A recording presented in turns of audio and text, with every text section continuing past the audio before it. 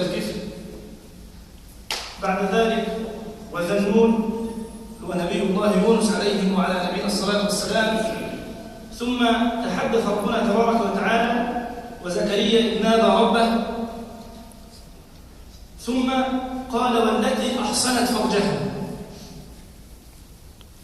فهنا لفتة عجيبة من لفتات القرآن الكريم، ألا وهي أن الله تبارك وتعالى حينما تحدث عن الرجال وأراد أن يذكر مريم ابنة عمران في هذا السياق لم يصرح باسمها، ولكن ماذا قال؟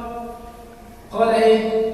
والتي أحصنت فرجها فنفخنا. ما قالش مريم. في سورة الأنبياء قال والتي أحصنت فرجها، لم يذكر مريم. طيب نرجع ورا شوية بسرعة كده إلى سورة التحريم. تكلم الله تبارك وتعالى في نهاية السورة عن بعض النساء، فقال تعالى ضرب الله مثلا للذين كفروا امرأة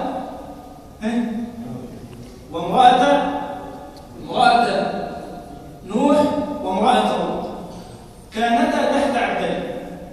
وبعدين الآية التي تليها وضرب الله مثلا للذين آمنوا امرأة فرعون. طيب الآية الثالثة قال إيه؟ ومريم ابنة عمران.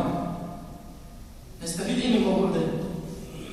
أنه لما تكلم ربنا في حديثه الأول في سورة الأنبياء في سياق الآيات عن الرجال كان ولم يصرح باسم مريم في وسط الرجال، ولما تكلم في سورة التحريم وصرح بأسماء النساء فصرح باسم مريم في وسطهم، وكأن الله جل وعلا يقول أن المرأة جوهرة ولؤلؤة وملكة ينبغي أن تكون في مملكتها،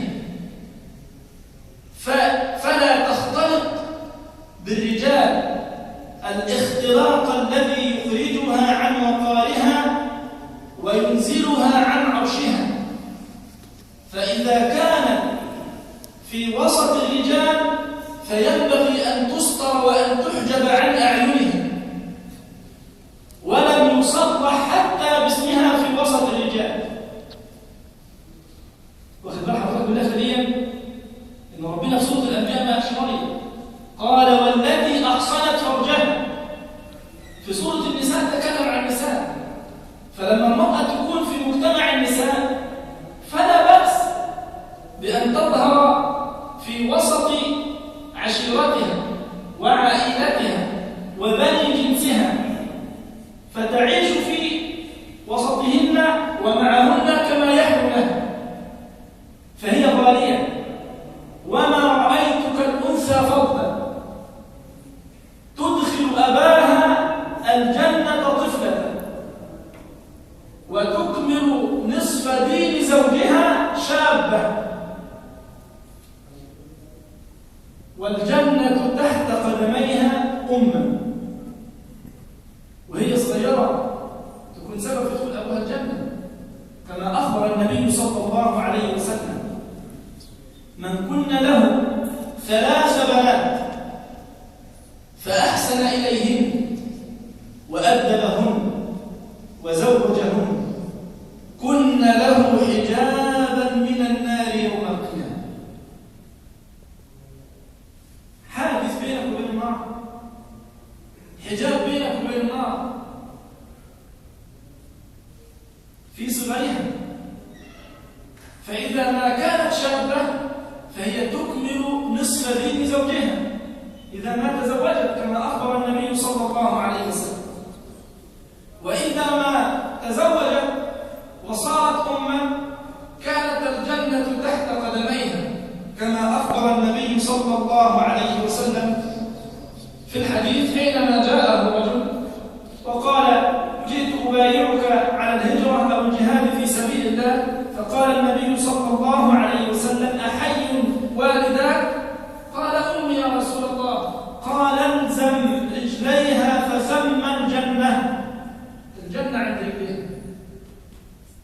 فهذه رسائل يرسلها ربنا ويبينها نبينا صلى الله عليه وسلم لدعاة الغرب، لمن يدعون الحرارة، لمن يريدون أن يكشفوا ستر النساء ويريدون أن يخترقوا المجتمعات المسلمة عن طريق الشباب وعن طريق النساء.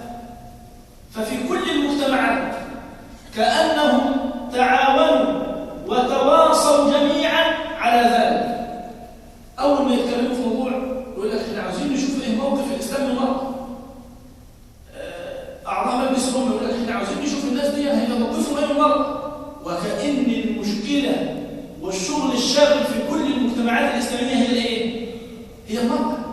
وهم لا يريدون لها لا كرامة ولا عزا ولا سترا، بل يريدونها مكشوفة عارية، يريدونها سافرة. والإسلام يريدها مكرمة، يريدها أمة، ويريدها زوجة، ويريدها مسطورة، ويريدها ملوءة مكنونة مصونة. ولو نظرنا إلى القرآن الكريم لوجدنا أن القرآن الكريم وأن الإسلام العظيم كرم المرأة أعظم تكريم. فلم يوجد في القرآن سورة تسمى بسورة الرجال. في سورة في القرآن اسمها سورة الرجال؟ لا، لكن في سورة في القرآن اسمها سورة الايه؟ النساء. وتكلم ربنا عن حقوق المرأة وعن وضع المرأة في كثير من سور القرآن، في سورة الأحزاب، في سورة الحجرات، في سورة التحريم، في سورة الأنبياء. كثير من سور القرآن الكريم يتكلم ربنا عن المرأة ويبين مكانتها. فمكانتها التي أرادها الله تبارك وتعالى لها لن تكون ولن تجد مجدا ولا عزا ولا كرامة ولا شرفا إلا في ظل الإسلام وفي ظل الامتثال لأمر الله وأمر النبي صلى الله عليه وسلم. أما الذين يدعون الحضارة والتقدم هم لا يريدون إلا طعن الإسلام في أعز ما يملك وفي أغلى ما في مجتمعات المسلمين، وهما المرأة والشباب. ودول أقوى وأسهل أمرين بالمفترض. الشباب عن طريق القنوات الفضائية، عن طريق وسائل الإعلام بشتى ألوانها المقروءة والمسموعة والمرئية، والصحف والمجلات الفاجرة، عن طريق الإنترنت والشبكة العنكبوتية. فهم يريدون أن يتخلصوا من شباب الأمة، يريدون أن يتخلصوا من سواعد الأمة، يريدون أن يطعنوا الأمة في مقتل، في سواعدها، في قوتها، في شبابها وفي نسائها. لأن المرأة إذا صلحت في مجتمع فهي نصف المجتمع، بل هي كل المجتمع، لأنها هي الأم وهي الأخت وهي الزوجة وهي البنت، ولا تخلو عن ذلك. ولنا وقفات مع آيات في سورة النساء إن كتب الله لنا البقاء، مع قول الله تعالى: الرجال قوامون على النساء.